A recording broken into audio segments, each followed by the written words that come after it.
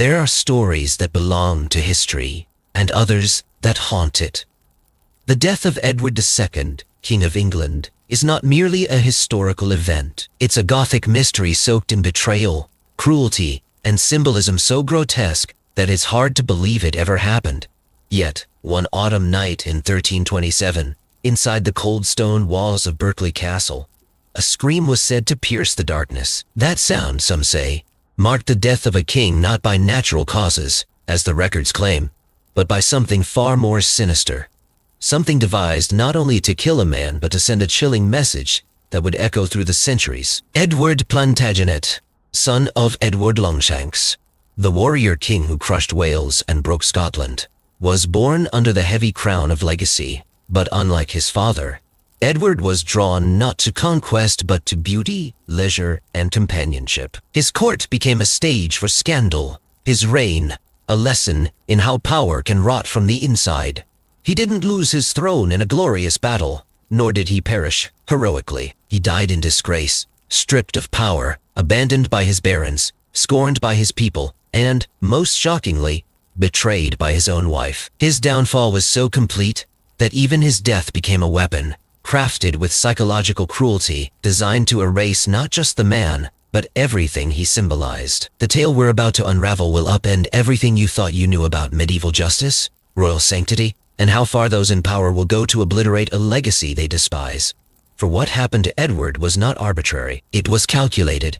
Every choice, the timing, the method, the symbolism, was chosen to reflect what his enemies saw as his gravest sins. To separate truth from political fiction, we'll journey through a maze of rumors, manipulated chronicles, and propaganda that has twisted reality for nearly 700 years. What emerges isn't just a story about the fall of a king, but a window into a medieval world obsessed with power, masculinity, sexuality, and punishment. This is not simply about how a monarch died.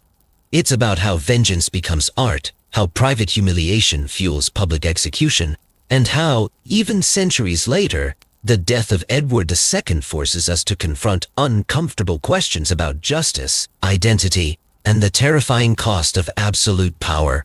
Edward of Caernarfon was never meant to wear the crown. Born the fourth son of the fearsome Edward I, Longshanks, the Hammer of the Scots, he arrived into a world that measured worth by sword and steel. But fate is a cruel sculptor, and when his older brothers died in succession, the crown of England, heavy with blood and conquest, landed squarely upon the shoulders of a boy who was nothing like his father. Where Longshanks had carved borders with iron, Edward II preferred music, the company of entertainers, and the quiet intimacy of friendships that stirred whispers in every corner of the realm. As a young prince, he seemed more drawn to the touch of velvet than chainmail, more at ease with poets than with generals. This difference would become his undoing. When his father died in 1307, Edward ascended the throne amid hopes he might rise to the legacy.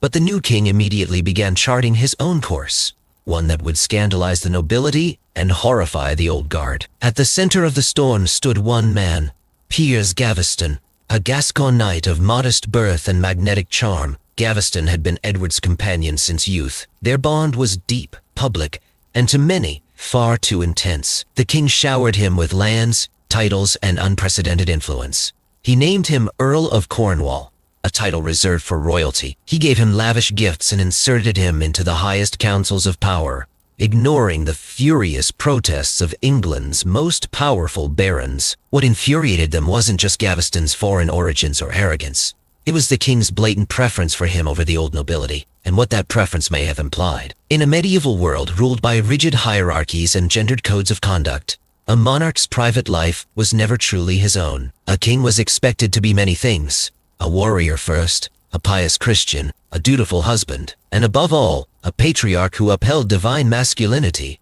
But Edward seemed to defy every one of those expectations. His closeness to Gaveston, whether it was romantic or simply an all-consuming friendship, violated not just decorum, but the very foundation of royal authority. In the eyes of his nobles, it was weakness masquerading as affection, favoritism cloaked in desire. To them, this wasn't just political misjudgment, it was betrayal. And the longer Gaveston remained near the throne, the more dangerous Edward's reign seemed. whispers began to spread, twisting into accusations. In council chambers, Gaveston mocked the barons, giving them insulting nicknames. In the great halls, Edward defended him with an almost childlike stubbornness. It became clear England had not one ruler, but two, and only one wore a crown.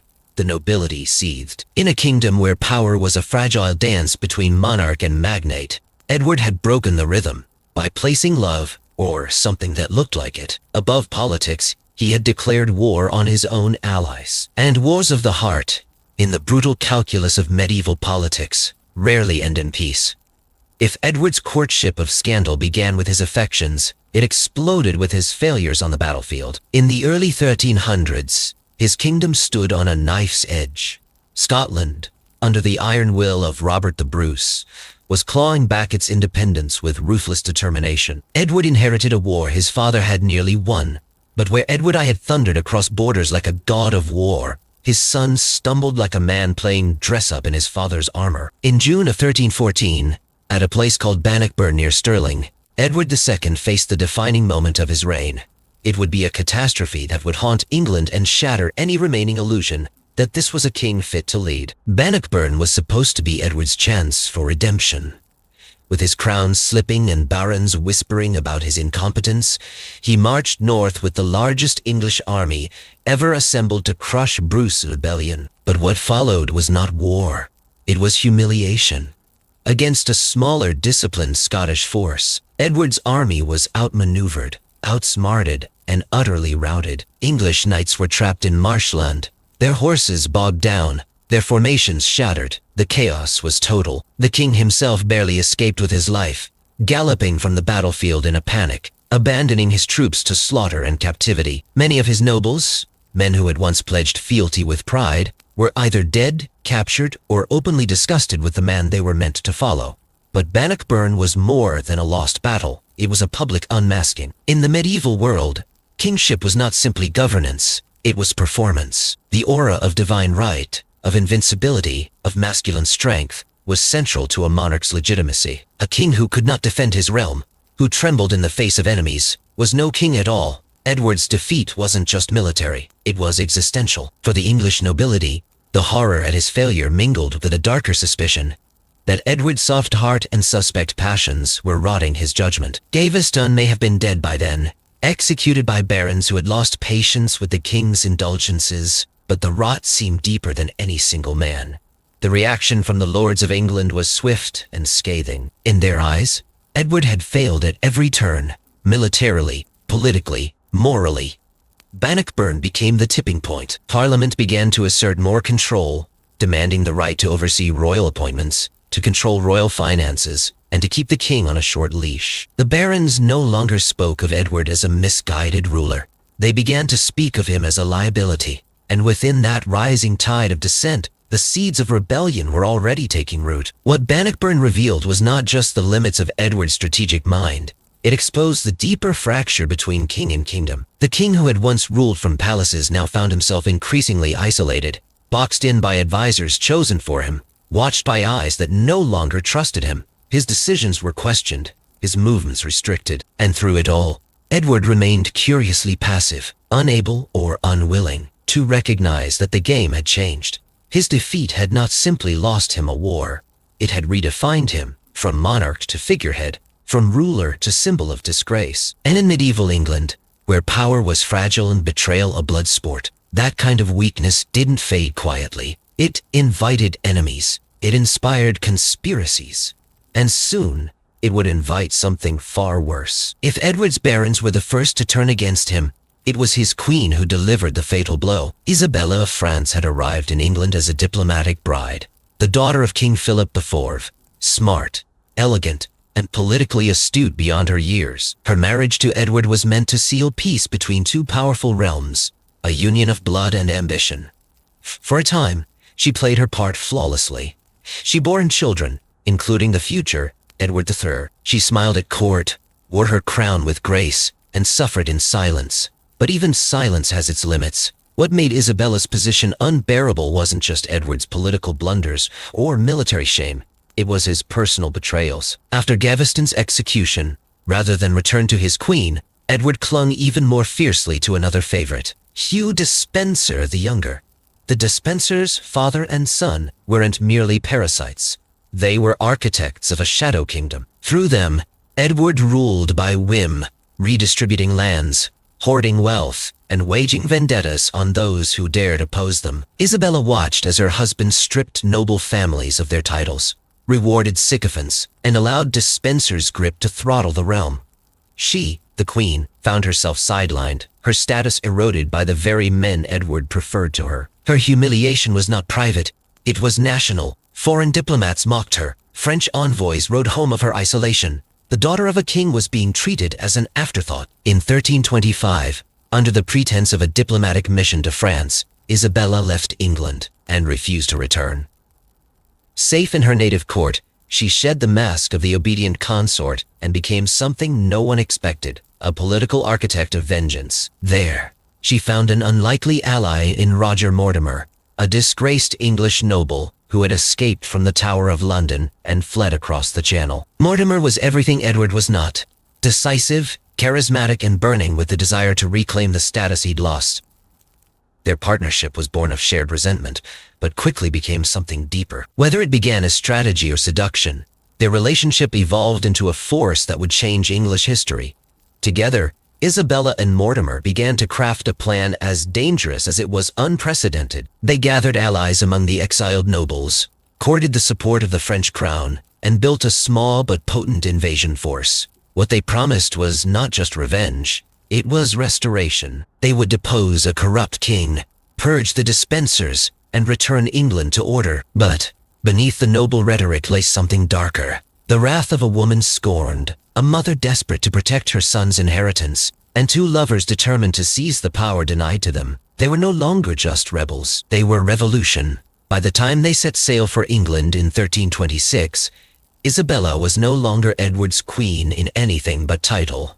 She had become his judge, his enemy, and soon the architect of his annihilation. And the storm she brought would sweep through the kingdom with terrifying speed. For when a king loses the loyalty of his nobles, it is dangerous. But when he loses his wife, his partner in power, his co-sovereign, and the mother of his heir, it is fatal. When Isabella and Mortimer landed on English shores in September 1326, they did not arrive with the might of an empire. Their army was small, little more than a handful of mercenaries and disaffected knights. But what they lacked in numbers, they made up for in momentum and in silence. Because what greeted them was not resistance, but welcome. The kingdom they returned to had already turned its back on Edward II. Years of corruption, humiliation, and misrule had created a vacuum so vast, Isabella didn't have to conquer her country. She simply walked back into it. The collapse was swift and devastating. One by one, noble houses declared for the queen. Towns opened their gates. Castles surrendered without a fight. It became clear that no one would bleed for Edward. The lords who once quarreled over royal favor now fought to disassociate themselves from a king they viewed as an embarrassment. Even the clergy, once sworn to uphold the sanctity of monarchy, began shifting allegiance, citing the moral rot of Despenser's influence as justification. This was not a battle. It was an exorcism, and at its center was a monarch increasingly isolated, desperate, and powerless to stop it. As Isabella's forces advanced, Edward and the Despensers fled westward, hoping to reach loyal ground in Wales or Ireland.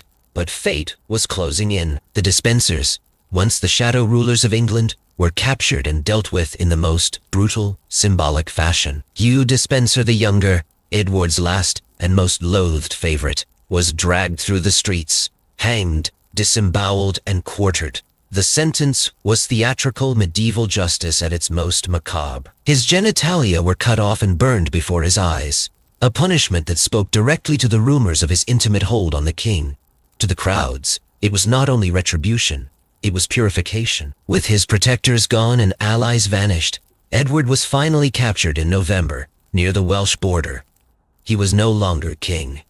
He was a fugitive in his own land, wrapped in simple clothes, clinging to the last shreds of dignity. The fall was total. From the splendor of Westminster to the mud of betrayal, he had become not a monarch, but a symbol of failure. And yet, removing him from power was only the beginning. What Isabella and Mortimer needed now was something far more dangerous than bloodshed.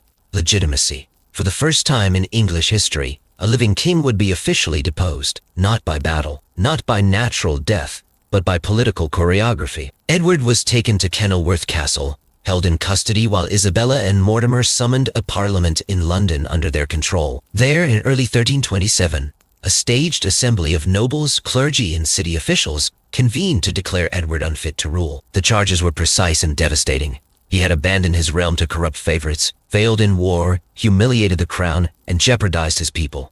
The verdict was not a trial. It was theater with a foregone conclusion. They needed Edward to abdicate, willingly, or at least convincingly. And so a delegation was sent to Kenilworth to extract his resignation. Accounts tell us that Edward wept, dressed in black, broken and grieving, as he handed the crown over to his son. Whether the abdication was coerced or freely given remains a subject of historical debate. The seal was broken. A king had been unmade by the hands of his own blood.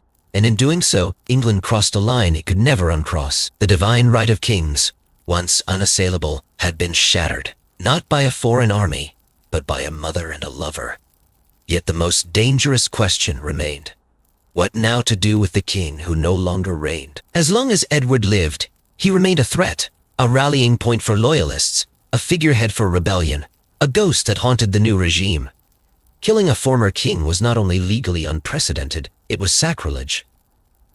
But letting him live? That, Isabella and Mortimer understood too well, was a risk they could not afford. And what came next would be a masterclass in medieval political murder, a death so carefully crafted, so utterly symbolic, it would scar the English conscience for generations. Edward was no longer king, but he was still a symbol, perhaps more powerful in disgrace than he had ever been on the throne. As long as he lived, he cast a long and dangerous shadow over Isabella and Mortimer's new regime. Rebellions could be sparked in his name.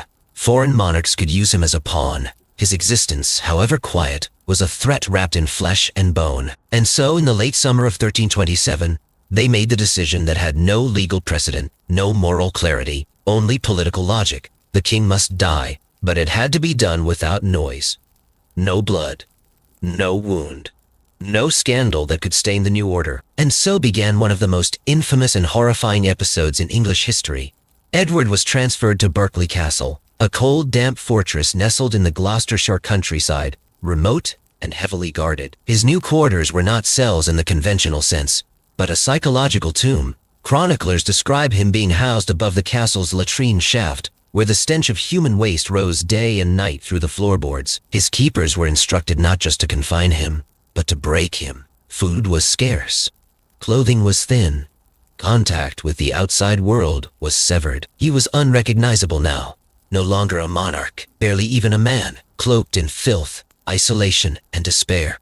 Then came the night of September 24th. No records exist from within the room, but the story that emerged, passed from whisper to chronicle, from accusation to legend, is unforgettable. That night, a scream was said to pierce the thick castle walls, so agonizing it chilled the guards stationed outside.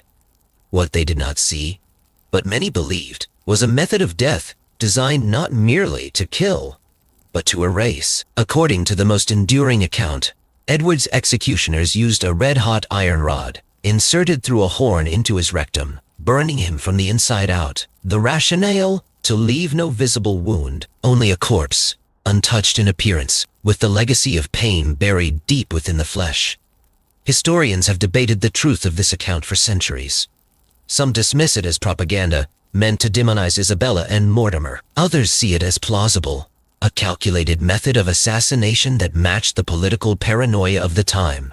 But truth in the medieval world was always slippery, always shaped by those in power. What matters is not merely whether it happened, but why people believed it could. The story of Edward's murder resonated because it fit the narrative of his fall. A man accused of softness, of indulgence, of unnatural love, punished in the most grotesquely symbolic way imaginable. It was a political execution disguised as silence, and a statement about what happens when a king defies the order of his world. In the days that followed, the official report declared that Edward had died of natural causes, a lie so thin it could barely hold its own weight, but no one dared speak out. Those who had seen the body said nothing.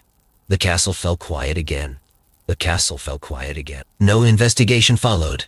No trial. No inquiry, only a funeral, arranged with haste.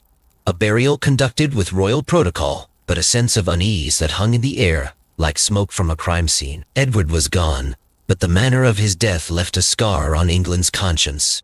A murmur in every hall of power, a shiver in every candlelit corridor. For Isabella and Mortimer, the silence was everything. With the former king dead and his body showing no trace of foul play, they could govern without fear of uprising or martyrdom. But they also created a martyr of a different kind, not one of politics, but of scandal. And what they didn't understand, or perhaps feared too late, was that in trying to kill Edward's memory, they had turned his death into legend. A whisper that would never quite fade. A ghost that would haunt them to the end of their days. The king was dead, but now came the most delicate act of all: how to bury a monarch without awakening the wrath of history. Isabella and Mortimer understood that the death of Edward II, if handled clumsily, could unmake everything they had achieved. If his body showed signs of torture or violence, if rumors gained traction, their legitimacy could unravel overnight. And so they turned to ceremony, cloaking political murder in royal ritual, choreographing grief with precision. The funeral would be their shield, a pageant of respect meant to convince the world that nothing was amiss. Edward's body was embalmed quickly and transported under heavy guard to Gloucester Abbey. It was said to be wrapped in rich cloth, laid in a coffin of royal dignity, but no one, outside a tight circle of handlers, was allowed to view the corpse. His face was reportedly covered, his skin waxen. The clergy performed their rites, the mourners wept, and the crown was placed reverently on top of the coffin. And yet, what they were mourning was no longer just a man. It was a performance, an illusion that the monarchy, even in disgrace, still held its shape. But under that velvet and incense, the questions festered. Why the rush? Why the secrecy? Why was no autopsy ordered, no inquiry summoned? Those who had served in Berkeley Castle began to disappear. One guard was said to have drowned mysteriously. Another vanished en route to testify. Thomas de Berkeley himself, the lord in charge of Edward's captivity, claimed illness on the very night of the death, an alibi that raised more questions than it answered.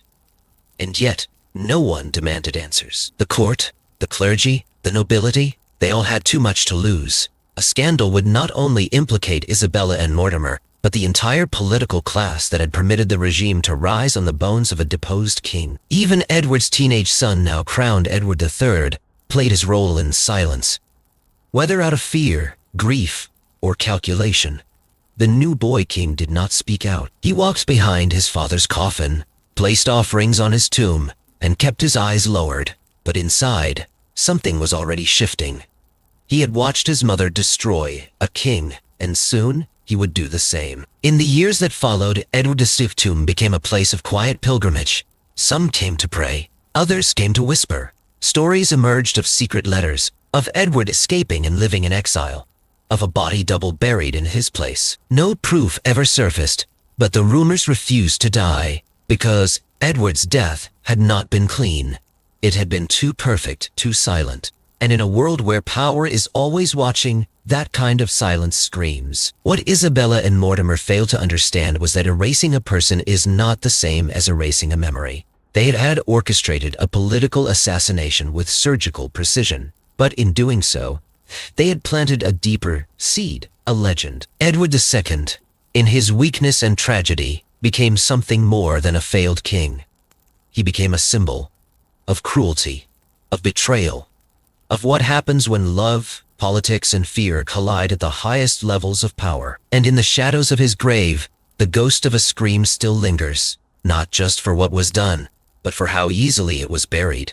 The grave at Gloucester grew quiet, but the echoes of what had happened there refused to fade. Edward II had been stripped of his throne, humiliated, imprisoned, and almost certainly murdered, not by invaders or traitors, but by the very hands that once crowned him. His nobles, his government. And yet, what remains in the centuries since is not a tale of justice, nor of order restored, but of something more unsettling, a death that became more powerful than the life it ended. Less than 3 years after Edward's burial, the tides turned once again.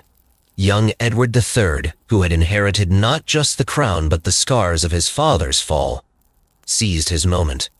At the age of 18, he orchestrated a coup of his own. In a single night, Mortimer was dragged from his bed and hanged as a traitor. Isabella, once the she-wolf of France, was spared execution, but spent the rest of her life in luxurious house arrest, her power broken, her name whispered in disgrace. The regime that had built itself on Edward VIII's destruction collapsed like a theater set after the final act. But the ghost of the king they killed never quite left the stage. His story became a mirror, reflecting back uncomfortable truths about power, masculinity, and the violence that lies beneath royal pageantry. For some, Edward was a martyr of his own tenderness, a man punished for breaking the medieval script of what a king should be.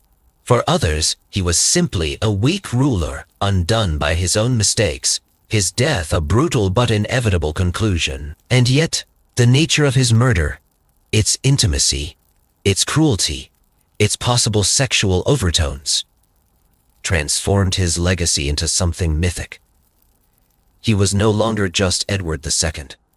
He was the king who screamed in the dark, the monarch whose pain was political poetry, the ruler who was destroyed not just for what he did, but for what he symbolized. Even today, historians debate whether he truly died in Berkeley Castle, or whether he escaped, lived in exile, and died in obscurity. Some point to letters, strange sightings, even confessions whispered decades later. But perhaps the real question isn't whether Edward II survived, but whether England ever did. His fall set a precedent that kings could be unmade by their own courts, that the divine right to rule could be revoked with enough political will and personal betrayal. And once that line was crossed, it could never be uncrossed. Edward's death invites us to look at power not as a crown or a scepter, but as a fragile illusion maintained by fear, loyalty, and silence. And when that illusion breaks, the consequences aren't just personal, they're generational. So now, centuries later, we're left with a haunting question. Was Edward II the victim of a political crime, or was his execution a necessary cleansing fire for a kingdom teetering on collapse? Whatever your answer, remember this: history doesn't always punish the guilty, nor protect the innocent, but it never forgets the ones who scream the loudest. So what do you believe happened that night in Berkeley Castle? And what does that say about who we are, and what we're willing to accept when power and fear share the same bed?